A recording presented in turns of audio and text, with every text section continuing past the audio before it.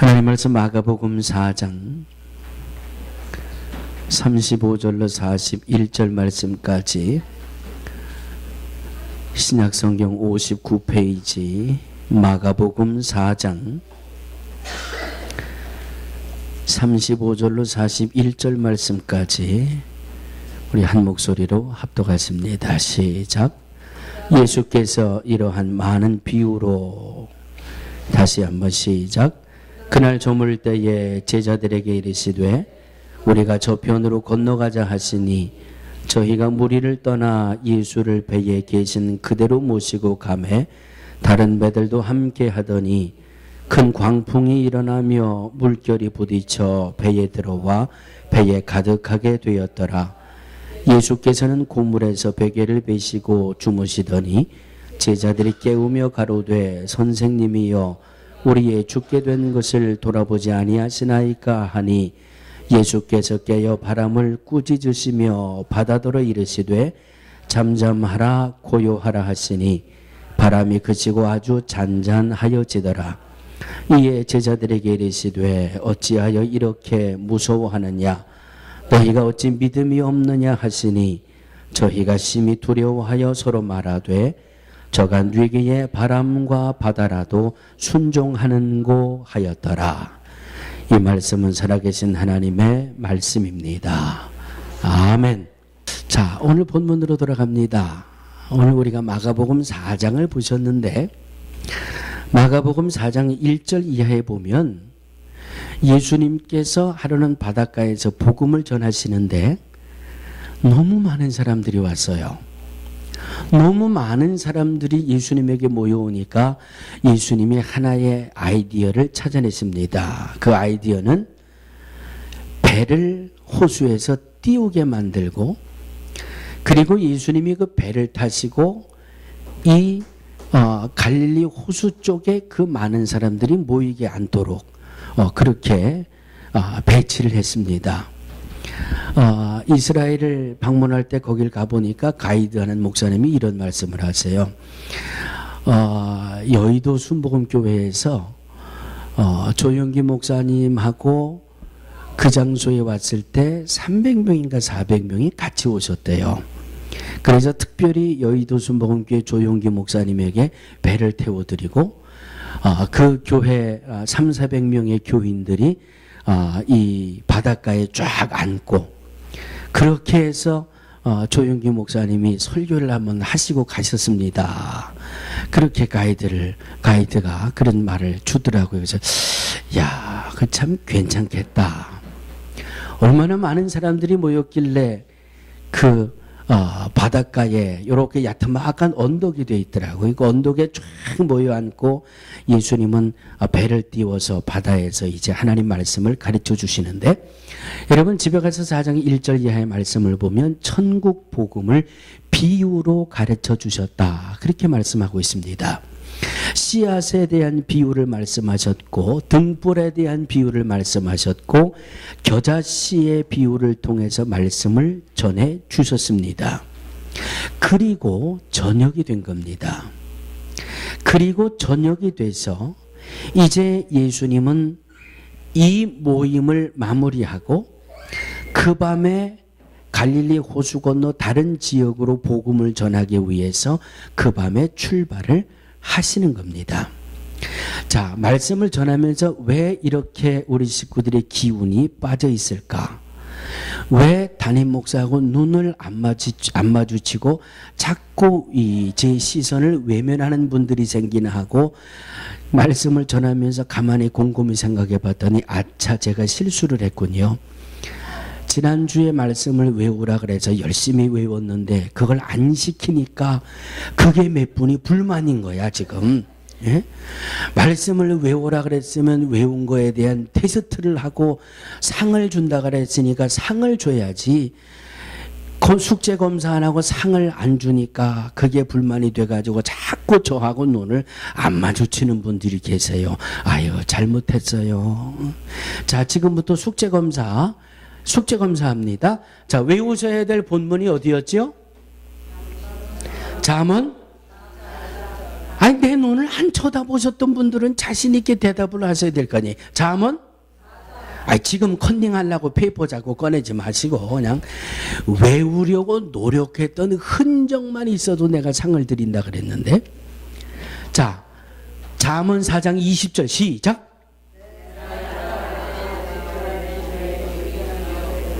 21절 시작. 23절 시작.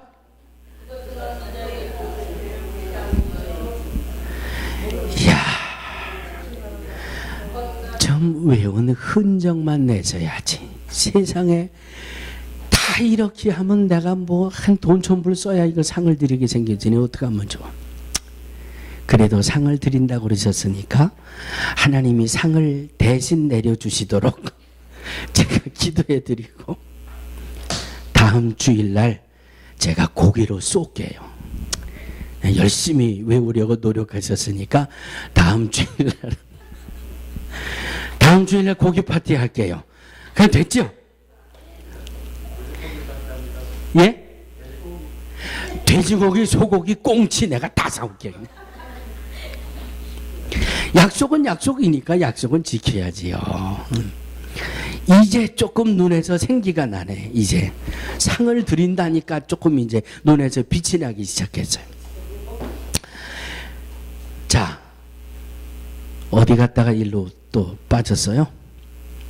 네. 예수님이 오늘 이곳에 복음 전하는 것을 마무리하시고 그 밤에 다른 지역으로 복음을 전하기 위해서 가세요.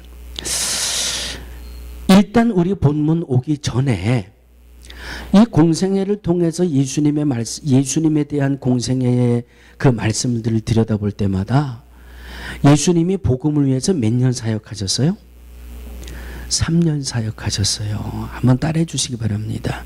예수님 참 그것 가지고는 안 돼요. 참 바쁘셨네요. 예? 예수님 얼마나 바쁘셨을까? 사복음서 말씀을 들여다보면은요, 어떤 땐 예수님 밥도 못 잡수시고 복음을 전하기 위해 여기저기 다니시고요. 어떤 때는 밤에 잠도 못 주무시고 그냥 밤이 되면 산에 올라가 처리하고 새벽이 되면 복음을 전할 그곳 위에 기도하고 말이죠. 야, 3년 동안 공생애의 예수님의 그 사역이 얼마나 바쁘고 힘에 드셨는지. 그러니까 예수님을 생각하면 새벽에 일어날 때가 가끔 이제 제가 꾀를 부리잖아요.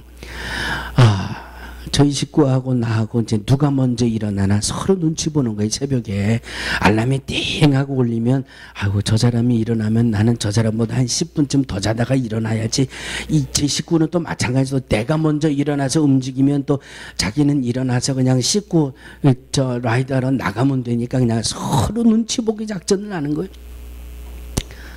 예수님이 얼마나 바쁘셨는데, 예수님이 얼마나 피곤하셨는데, 내가 아무리 바쁘다고 해도 예수님만큼 바쁜가? 내가 아무리 피곤하다고 해도 예수님만큼 피곤한가? 주여 잘못했습니다, 믿습니다 하고 벌떡 일어나서 새벽을 깨울 때가 한두 번이 아니에요. 사랑하는 성도들이여, 피곤하십니까? 바쁘십니까? 나 위하여 십자가에 못 박히신 우리 주님은 나보다 말할 수 없이 바쁘셨어요. 나보다 말할 수 없이 고단하셨어요. 주님의 그 모습 기억하시며 오늘도 믿음의 새 힘을 낼 수 있게 되기를 주의 이름으로 축원합니다. 자, 갈릴리 호수를 건너가기 위해 배를 출발을 했습니다. 자, 예수님이 얼마나 피곤하셨는지, 예수님 어디로 가셨어요?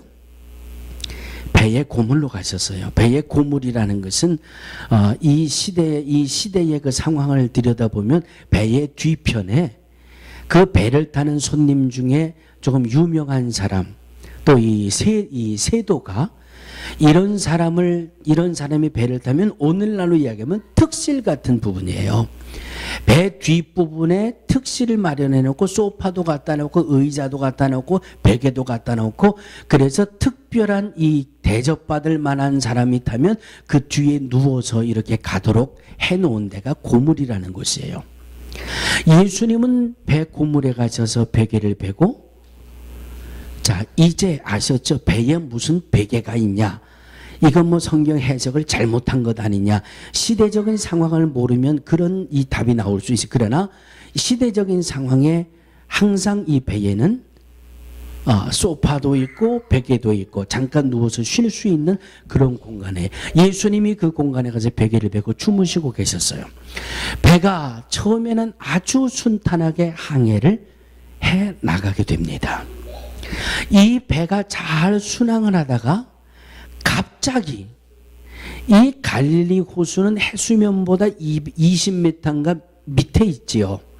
밑에 있어서 이 북쪽에 있는 이 헤르몬산이라 그러지. 헬몬산에서부터 바람이 이 요단강을 따라서 내려오는데 갑자기 이 헬몬산에서 내려오는 바람이 회오리 바람으로 바뀌기도 하고, 이 해수면보다 20m나 낮은 이 갈릴리에 와서는 이 바람이 갑자기 돌풍으로 변하기도 하는 그런 이변이 있는 지역이에요. 따라해 주시기 바랍니다. 배가 순항하다가 갑자기 이상 기류가 불어왔습니다. 예수님이 타고 계신 배가 잘 가다가 갑자기 이상 기류가 불어왔어요. 이것은 말 그대로 갑자기입니다.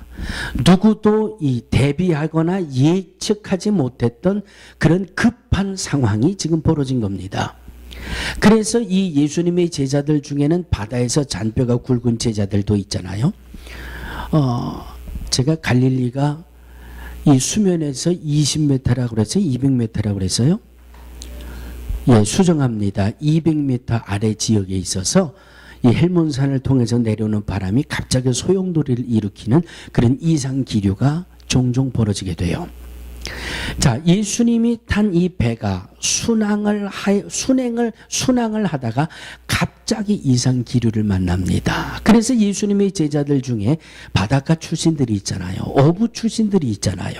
그 제자들이 이 풍랑에서 한번 안전해 보려고 사투를 벌이고 있지 않습니까? 제자들은 이상 기류를 만나서 살아보려고 몸부림칠 때에 예수님은 뭐 하고 계셨어요? 예수님은 주무시고 계셨어요. 여기서 두 가지 극과 극의 모습을 보게 됩니다. 자, 순항하다가 갑자기 불어오는 이상 기류를 만났다고 했습니다. 믿음을 가지고 살아가는 저와 여러분들의 삶이 날마다 순풍에 돋단 것처럼 순항하는 삶이 되었으면 얼마나 좋아요. 모든 것이 다 순조롭고 모든 것이 다 평안하고 모든 것이 다 행복하면 좋은데 인생을 살다 보면 무엇을 만나요? 이상 기류를 만나요. 전혀 예측하지 못했던 순간에, 전혀 예비하지 못했던 순간에 이상 기류를 만나요. 그래서 그 이상 기류를 만났을 때 살아보려고 몸부림치지만, 살아보려고 몸부림을 치고 있지만 예수님은 배 고물에 가서 베개를 베고 똑같은 상황, 똑같은 환경, 똑같은 배의 출렁거림이지만은 어떤 이들은 무서워서 살아보려고 몸부림을 치는 그런 모습이 있는가 하면 어떤 이는 편안하게 베개를 베고 주무시고 있는 모습이 있더라, 그 말씀이에요. 사랑하는 성도들이요, 여기에서 믿음이라는 믿음의 포인트, 핵심을 발견하게 됩니다.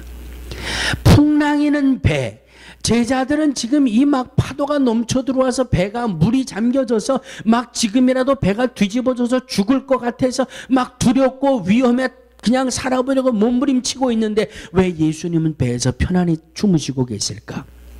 그 이유가 어디 있을까요? 그 원인이 어디 있을까요? 그 이유와 믿음은 하나예요. 따라해 주시기 바랍니다. 하나님을 신뢰하는 겁니다.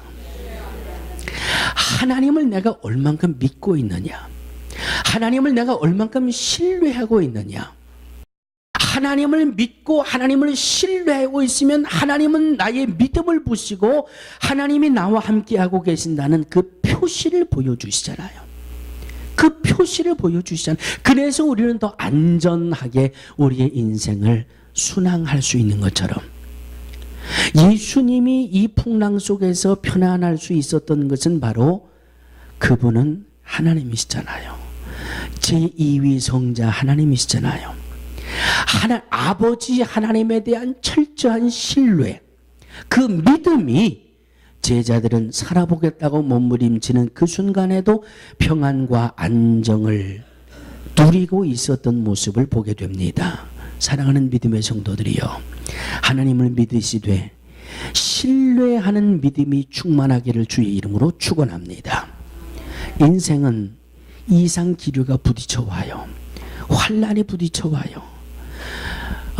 가장 최근의 일이니까 좀 멀리 본다면 저의 인생이 얼마나 순탄한 인생입니까? 얼마나 편안하고 순항하는 인생이에요. 어느 날 몸이 피곤해서 피검사를 했더니 당신의 신장은 10%도 일을 안 하니까 지금 당장 앰뷸런스를 타고 큰 병원으로 들어가시오. 누가 생각이나 했어요? 이상 기류가 불어올지 누가 생각이나 했어요? 우리 장춘미 성도님 가장 최근이니까 나름대로 인생을 순탄하게 잘 살았어요. 그냥 홈케어라는 새로운 잡에 도전을 해봐야 되겠다. 그 새로운 잡에 도전하려고 건강검진 받으러 갔다가 당신 폐에 뭐가 있으니 수술을 받아야 되겠습니다. 이상 기류가 불어오리라고 누가 생각이나 했어요. 이거 수술하고 지금 회복 중에 있어요. 인생의 이상 기류는 절대 피해가질 않아요. 어떤 순간에 어떤 방법이든 어떤 상황이든 내게 그 이상 기류가 내 인생에 부딪혀 오게 되는데 어떻게 살아가시겠습니까? 그냥 두렵고 걱정되고 염려에 사로잡혀서 벌벌 떨면서 인생 기류에 동요되시겠습니까? 아니면 하나님이 나를 지켜주신다는, 하나님을 분명히 신뢰하는 믿음을 가지고 안정하게 편안하게 우리의 삶을 살아나가시겠습니까? 사랑하는 성도들이요, 오늘 말씀의 첫 번째입니다. 따라해 주시기 바랍니다. 하나님은 변함없이 나를, 다시 한번 오른손은 높이 드시고, 하나님이 변함없이 나를 보호하시고 지키십니다. 아멘. 이 믿음이 우리에게는 있어야 돼요. 인생의 이상 기류가 불어와도, 우리의 인생에 아무리 험난한 바람이 불어와도 하나님이 나를 보호하고 지켜주십니다라고 하는 이 믿음이 우리 안에 넘쳐나야 한다라고 하는 말씀입니다. 히브리서 13장 8절입니다. 예수 그리스도는 어저께나 오늘이나 영원토록 동일하시느니라. 그래서 오늘 찬송이 133장을 우리가 함께 찬송했잖아요. 세상 지나고 변할지라도 영원하신 주 예수 찬양합시다. 세상은 변해요. 사람은 변해요. 그러나 하나님은 변함없이 나를 지키시고 보호하십니다. 여러분, 시편 23편 다 암송하시죠? 자, 암송하시는 분 시작. 믿으십니까? 믿으십니까? 여호와는 나의 목자시니 내가 부족함이 없으리로다. 두 번째, 푸른 초장과 쉴만한 물가로 인도하십니다. 믿으십니까? 세 번째, 사망의 음침한 골짜기에서도 하나님이 나와 함께 하셔서 나는 두려움이 없습니다. 믿으십니까? 주님의 막대기와 지팡이가 나를 안위해 주십니다. 아멘. 그 아멘이 생활이 되시기를 주의 이름으로 축원합니다. 이 아멘을 머릿속에만 담아두지 마시고 가슴으로 끌어내려와서 이것이 나의 팔과 다리를 통해서 아는 믿음이 가슴을 뜨겁게 데워서 인생의 환난이 부딪혀 와도 하나님이 나의 목자가 되시니까 나는 두려워하지 않는다. 하나님이 사망의 음침한 골짜기에서도 나를 지켜주시니 나는 편안히 거하게 될 줄로 믿는다. 주의 막대기와 지팡이가 나를 안위하시나니 아니하시나이다. 이런 믿음의 고백이 우리 인생의 이상규리를 정복할 수 있는 이런 믿음이 되어지기를 주의 이름으로 축원합니다.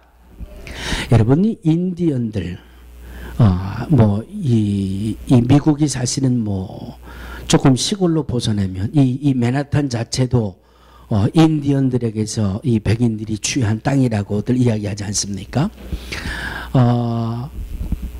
우리 어디지요?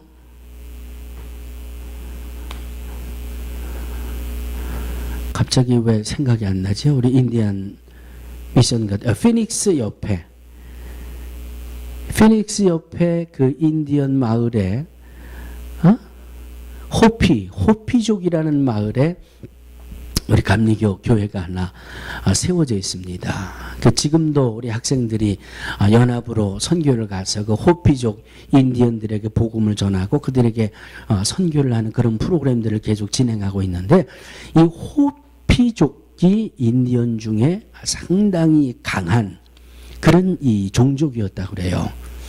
이 호피족이 자기 부족의 남자아이들을 강하게 훈련시키는 방법이 하나 있는데, 우리 아이들이 갔다 온 그 피닉스에 있는 그 호피 마을을 가보면은요, 정말 밤에는 정말 새카매요. 아무것도 보이지 않아요. 얼마나 산속으로 깊이 들어갔는지 밤에 나가보면 정말 늑대 소리도 들리고요, 무시무시하고 앞이 전혀 보이질 않으니까. 그런데 이 호피족이 자기 사내 아이들을 훈련시키는 방법이 가장 어두운 날, 이 수풀이 우거진 곳에 아이를 혼자 보내가지고 거기에서 밤을 새우게 훈련을 시킨다고 그래요. 그러니 이 어린아이가 얼마나 무섭고 얼마나 떨리겠어요. 밤새도록 무서워서 벌벌 떨고 그냥 두려워하고, 그러면서도 내가 호피의 전사가 되기 위해 이걸 참아야 된다. 밤새도록 무섭고 그냥 그 무서움과 싸우고, 그러다가 새벽에 동이 트기 시작하면 그 아이의 눈에 제일 먼저 들어오는 거는 자기와 가장 가까운 곳에 활의 화살을 장전을 하고, 조그만 위급한 일이 생기면 당장 자기를 지키기 위해서 두 눈을 부릅뜨고 밤을 새운 자기 아버지를 본다고 그래요. 그 위험하고 무섭고 두렵고 떨리는 그 훈련을 시킬 때 그 아버지도 밤새 어떤 위험한 상황이 오면 내 아들을 지키기 위해서 완전히 ready를 하고 밤새도록 자기 아들을 지킨다는 거예요. 그렇게 해서 이 아이를 훈련시킨다는 그런 글을 봅니다. 사랑하는 성도들이요, 하나님이 우리를 지키시고 보호하신다는 것은 바로 이 말씀이에요. 사망의 음침한 골짜기 속에서도 내가 두려워하지 않을 것은 하나님이 나를 지키신다는 믿음이에요. 주의 막대기와 지팡이가 나를 보호하신다는 이 믿음이에요. 이 믿음이 내 속에 충만할 때 우리는 내 인생에 환난이 와도 이상기류가 불어와도 안전하고 평안히 그 문제들에 부딪혀 나가게 될 줄로 믿습니다. 선교의 아버지 하면 여러분 누구를 제일 먼저 생각하세요? 선교의 아버지 하면 리빙스턴 선교사를 이야기합니다. 이 리빙스턴 선교사가 16년을 아프리카 밀림 속에 들어가서 선교를 했다고 그래요. 16년 만에 고향에 방문을 해서 한 대학에 가서 16년 동안 선교하고 그 탐험을 했던 일들을 강의하는 도중에 한 학생이 리빙스턴 선교사에게 이렇게 질문했답니다. 선교사님, 무섭지 않으셨습니까? 두렵지 않으셨습니까? 얼마나 많은 위험이 있으셨습니까? 16년 동안 어떻게 그 두렵고 무섭고 외로운 것을 감당하셨습니까? 그랬더니 리빙스턴 선교사가 이렇게 대답을 하시더라는 거예요. 너무너무 무서웠다. 너무너무 무섭고 죽을 뻔한 위기도 너무 여러 번 넘겼고 너무너무 외롭고 고독해서 정말 견디기가 어려웠다.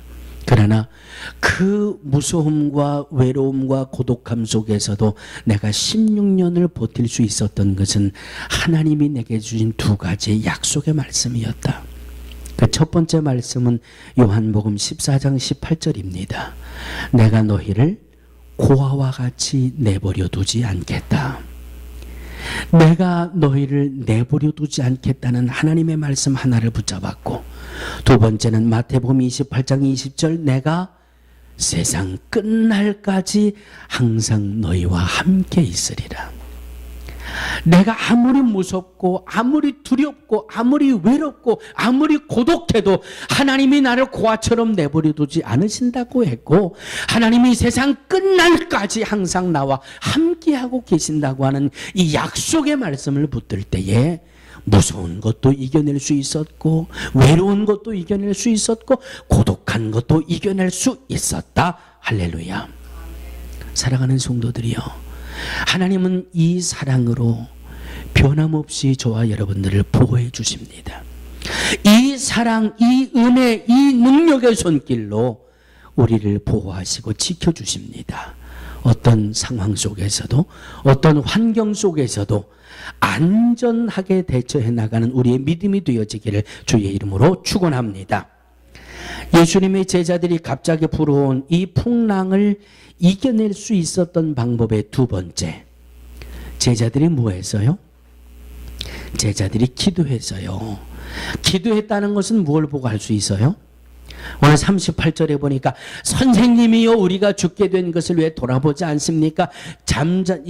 고물에서 베개를 베고 주무시고 있는 예수님에게 따라하시기 바랍니다. 찾아왔습니다. 소리쳤습니다. 여러분, 이게 기도예요. 이게 기도예요.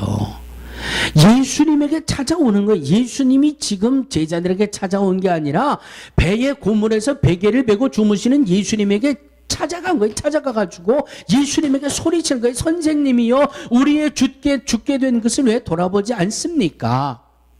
말씀을 잘 보세요. 이 제자들이 지금 예수님을 뭐라고 부르고 있어요? 따라하시기 바랍니다. 그만큼 믿음이 그만큼밖에 안 됐다. 예? 믿습니다 해서 지금 예수님을 찾아간 게 아니라 예수님이 롤드가 아니고 크라이스트가 아니고 그냥 선생님이에요. 선생님. 예? 그 정도밖에 되지 않아요. 그 정도밖에 안 되는데도 예수님에게 찾아와서 예수님 우리가 죽게 됐습니다. 이 죽게 된 나를 좀 돌아보세요. 그 모습이 너무 귀해서, 그 모습이 너무 예뻐서, 그 모습이 너무 아름다워서, 그 모습이 너무 대견해서 예수님이 일어나셔서 바다를 보고 꾸짖으시잖아요. 뭐라고 꾸짖으셨어요? 그 다음에 잠잠해라, 고요해라. 사랑하는 믿음의 성도들이요, 우리의 인생이 믿음이 좋은 분만 기도하는 건 아니잖아요. 믿음의 막 시작이라도 그냥 하나님 이렇게 해주세요, 이렇게 기도하라고 하니까 그냥 주님 기도합니다. 주님이 그게 대견한 거예요. 그게 아름다운 거, 그게 귀한 거예요. 예? 마태복음 7장에 뭐라고 말씀하지? 제일 첫 번째, 구해라, 찾아라, 두드려라. 누가? 믿음이 좋은 사람이? 믿음 생활 한 지 한 30년 된 사람이? 그런 것 아니잖아요. 누가 예수님을 찾느냐, 누가 예수님 앞에 구하느냐, 누가 예수님 앞에 부르짖느냐. 분명한 것은 환난 날에 나를 부르라고 시편 50편 12절은 말씀하고 있습니다. 환난 날에 주를 부르는 사람, 믿음이 크든 믿음이 크자 막 지금 시작하는 단계든 환난 날에 주님을 부를 줄 아는 믿음, 환난 날에 주님에게 피할 줄 아는 믿음, 그 믿음 속에 하나님이 응답하시겠다고 약속하지 않습니까? 이 제자들이 인생의 이상 기류를 만나서 그것을 회복해낼 수 있었던 방법의 두 번째는 기도입니다. 기도입니다. 하나님, 내가 죽게 됐습니다. 하나님, 내가 자식 때문에 너무 마음이 아픕니다. 하나님, 내가 믿음의 뭔가 새 역사를 이루고 싶은데 몸이 따라주질 않습니다. 하나님, 내 믿음이 요것밖에 안 되나요? 그것 가지고 집에서 비디오 보면서 꿍꿍대지 말고 하나님 앞에 나와 주님 앞에 내려놓으라니까. 집에 앉아가지고 어떻게 할까 그래 봐야 요새 1위가 뭐 오로라 공주? 그것 가지고 집에서 전전긍긍해봐야 오로라 공주밖에 날 부르는 이가 없어요. 네? 주님 앞에 나오는 믿음, 주님 앞에 무릎 꿇을 수 있는 믿음, 주님 앞에 기도할 수 있는 믿음, 그 믿음을 주님께서 귀하게 보아주십니다. 그 믿음을 주님이 대견하게 보아주십니다. 내가 너를 건지리니 내가 나를 영화롭게 하리라. 할렐루야. 마지막 세 번째입니다. 따라해 주시기 바랍니다. 믿음으로 극복을 했습니다. 40절을 보니까 제자들에게 이르시되 어찌하여 이렇게 무서워하느냐? 너희가 어찌 믿음이 없느냐? 믿음이 없느냐? 인생의 이상 기류가 불어올 때 갈릴리에 불어왔던 이 돌풍처럼 우리 인생에 이 돌풍이 불어올 때 이 돌풍을 정복할 수 있는 방법은 믿음입니다. 왜 믿음이냐 하면 따라해 주시기 바랍니다. 믿음은 담대함이 따라옵니다. 믿음은 분명히 담대함이 따라와요. 모세가 세상을 떠나고 모세의 뒤를 이어 이스라엘의 200만 명의 민족을 이끌고 나갈 수 있는 제2 지도자가 누구로 세워졌어요? 여호수아로 세워졌어요. 그 여호수아에게 하나님 주시는 첫 번째 음성은 여호수아 1장 5절에 보니까 내가 모세와 함께 있던 것 같이 너와 함께 있을 것임이라 내가 너를 떠나지 아니하며 버리지 아니하리니 6절을 보니까 마음을 강하게 하라 담대히 하라. 9절을 보면 마음을 강하게 하고 담대히 하랴 두려워 말며 놀라지 말라 내가 어디로 가든지 내 하나님 여호와가 너와 함께 하느니라 하시니라. 할렐루야. 믿음은 담대함이 와요. 믿음은 두려움을 몰아낼 수 있는 담대함이에요. 사랑하는 성도들이요, 하나님이 살아계심을 믿으시기를 주의 이름으로 축원합니다. 예수님이 우리의 구주가 구세주가 되어짐을 믿으세요. 성령님이 함께 하심을 믿으세요. 믿음으로 사는 자는 하늘 위로 받을 것을 믿으세요. 믿음으로 사는 자는 모든 일이 만사 형통하게 하는 복을 받아 누리게 될 줄로 믿으세요. 이 믿음이 내 안에 있다면 우리는 담대하게 우리의 삶에 부딪혀오는 이상 기류를 정복하게 될 줄로 믿습니다. 철학자 괴테는 그의 글을 보니까 사람이 인생에 실패하는 데는 두 가지 이유가 있다. 그렇게 글을 써줬어요. 첫 번째는 공포심 때문에 실패한다. 공포심 때문에 실패하고 두 번째는 교만 때문에 실패한다. 그렇게 이 글을 써줬어요. 공포심은 그냥 믿음은 뭐가 따라와요? 담대함이 따라온다 그랬지요. 믿음이 없으면 뭐가 와요? 공포가 와요. 두려움이 와요. 어떻게 할고 두려워하고 벌벌 떨고 공포에 사로잡히면 아무런 대책도 없어요. 이 공포를 정복해내야지. 이 두려움을 잡아내야지. 여기에 두려움에 휩싸이다면 공포에 쌓이다 보면 그냥 대통령도 떨어져 가지고 인생을 마무리하는데 뭐 거기 두려움과 공포에 사로잡히면 빠져나갈 재간이 없어요. 사랑하는 성도들이요, 두려움을 이겨낼 수 있는 방법은 믿음이에요. 하나님을 향한 믿음, 예수님을 향한 성령님을 향한 믿음. 교만을 이겨낼 수 있는 것은 믿음이에요. 하나님 앞에 내가 얼마나 연약합니까? 하나님의 말씀 앞에 내가 얼마나 부족합니까? 이 괴테가 말한 인생 실패의 두 가지 요인을 바꾸어서 성공하는 비결은 바로 믿음이에요. 믿음을 통해서 나를 보고 믿음을 통해 담대함을 얻을 때 우리의 삶은 모든 염려와 걱정을 물리치고 주님과 함께 승리하는 삶을 살아가게 될 줄로 믿습니다. 생각지 않았던 이상 기류가 우리의 인생에 불어닥칠 때 주님을 향한 믿음으로 돌아가세요. 주님 앞에 무릎 꿇는 기도의 무릎으로 주님 앞에 무릎 꿇으세요. 이곳에 정말 평안과 정말 잘됨과 진정한 형통의 길이 열려지게 될 줄로 믿습니다. 살아계신 아버지 하나님 감사합니다. 주신 말씀을 가슴에 담습니다. 생각하지 못했던, 준비하지 못했던 인생의 이상 기류가 불어올 때에 하나님을 향한 기도의 무릎을 꿇게 하시고 하나님을 향한 믿음으로 담대함을 얻게 하셔서 예수님처럼 안전하고 평화롭게 모든 일들을 정복해 나갈 수 있는 하나님의 자녀들을 다 되게 하여 주시옵소서. 예수님의 이름으로 기도하옵나이다. 아멘.